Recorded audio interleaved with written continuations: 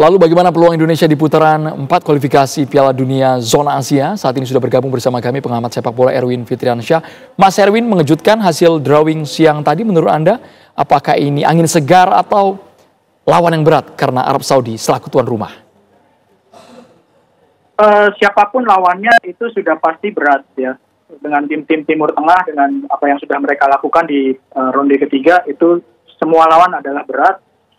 Cuma yang kalau dicari faktor positifnya, Indonesia itu nggak asing sama Irak sama Arab Saudi karena sebelumnya sudah pernah bertanding di babak kedua, di ronde kedua Indonesia satu grup sama Irak, ya, terus lolos ke babak ketiga satu grup lagi sama Arab Saudi, dan sekarang di ronde keempat grup lagi sama mereka berdua. Jadi kalau dibandingkan dengan Qatar sama Uni Emirat Arab, kan belum pernah bertanding sebelumnya, paling tidak sudah pernah bertanding, artinya kita bisa berharap paling tidak asing lagi dengan gaya main dari Irak dan Arab Saudi. Meskipun saya yakin mereka sudah improve, ya, mereka sudah berbenah untuk menjelang ke putaran 4, dan di Indonesia juga sama, pasti sudah berbenah, pelatihnya juga sudah lain sekarang, pelatihnya Arab juga sudah lain sekarang, artinya banyak sekali kemungkinan yang bisa terjadi. Dari rekor pertandingan kita pernah imbang, pernah mengalahkan Arab 2-0, apakah ini betul-betul menjadi kans untuk Indonesia meskipun sekarang Arab Saudi dan juga Qatar menjadi tuan rumah, Mas Erwin? Kalau sama Arab, Indonesia punya pengalaman main home and away, ya. Waktu away di pertandingan pertama main di Arab bisa tahan imbang 1-1, waktu itu lebih dulu unggul ya 1-0 tapi disamakan skor. Lalu main di GBK menang 2-0. Cuma seperti yang saya bilang tadi bahwa Arab sudah pasti improve, ya. Mereka pasti berbenah dengan pelatih yang baru juga, dan Indonesia juga sudah berbenah. Dan yang harus diingat adalah ini sekali main saja, sekali main dan mainnya di Arab. Jadi nggak ada home and away, nggak ada home-nya, nggak ada kebutuhan untuk main di kandang. Sementara Indonesia kan waktu main di Arab kan hanya bisa bermain imbang, menangnya kan di Jakarta. Jadi kebayang kan, Arab jadi tuan rumah, yang juara grup akan lolos ke Piala Dunia, mereka juga sudah improve, ya. Pasti akan ngotot gitu. Semua tim yang ada di grup ini pasti akan ngotot untuk bisa mendapatkan satu slot langsung ke Piala Dunia. Dengan away, Mas, apa sebenarnya yang paling ditakutkan dari Arab Saudi, baik itu teknis maupun non teknis? Oke, yang pertama pasti teknis, ya. Teknis pemain-pemain Arab Saudi itu ya tertempa di liga mereka. Liga mereka itu selama ya mungkin 2-3 tahun belakangan itu kan pemain-pemain kelas dunia yang main, ya.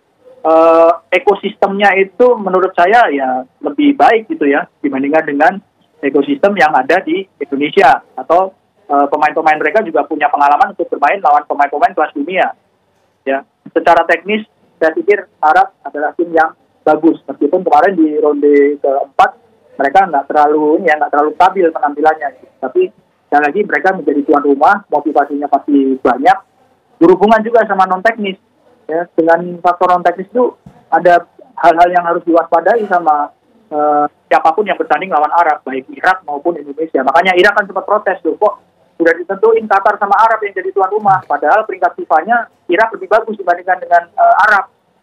Jadi Irak pun juga ketar-ketir juga kalau misalnya harus berhadapan dengan Arab di kandang Arab gitu, bukan Indonesia aja. Faktor non teknisnya yang harus benar-benar diwaspadai, ya. Entah itu trik, ya, entah itu pelayanan mereka, entah itu ketika bermain memancing emosi, ya. Itu yang benar-benar harus diwaspadai oleh pemain-pemain yang berhadapan sama Arab Saudi. Sementara itu, Mas, kontra Irak, materi pemain mereka bagaimana, Mas, dari pengamatan Mas Erwin? Oke. Lawan Irak itu lebih lama lagi karena di ronde kedua, ya, tahun lalu lawan Irak. Dan 2 kali main, Indonesia waktu main di Irak itu kalah 1-5, waktu main di Jakarta kalahnya 0-2. Jadi 2 kali main, 2 kali kalah Indonesia, tapi masih bisa lolos ke ronde ketiga. Hal itu menggambarkan bahwa Irak itu juga bukan tim yang lemah gitu, ya. Dari sekitar 8 atau 9 penampilan Irak lawan Indonesia itu hanya sekali imbang gitu. Jadi Irak itu adalah lawan yang tangguh, meskipun sekali lagi saya berusaha untuk mengambil sisi positifnya. Waktu kalah lawan Irak di ronde 2, pemain seperti Ole belum ada, ya. Lalu pemain seperti Calvin Verdong belum ada. Kiper juga dua-duanya belum ada tuh, Emil sama Martin Pas. Jai Ijes juga mainnya juga belum terlalu ini ya, belum terlalu kelihatan gitu ya.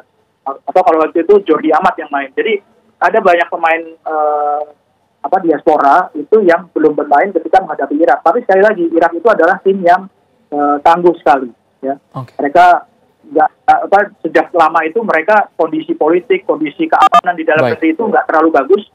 Cuma secara permainan itu mereka cukup stabil dan salah satu yang terbaik dari Timur Tengah. Kita tunggu kejutannya seperti apa di tanggal 8 sampai 14 Oktober 2025. Terima kasih banyak Mas Erwin Fitriansyah sudah bergabung di Kabar Petang.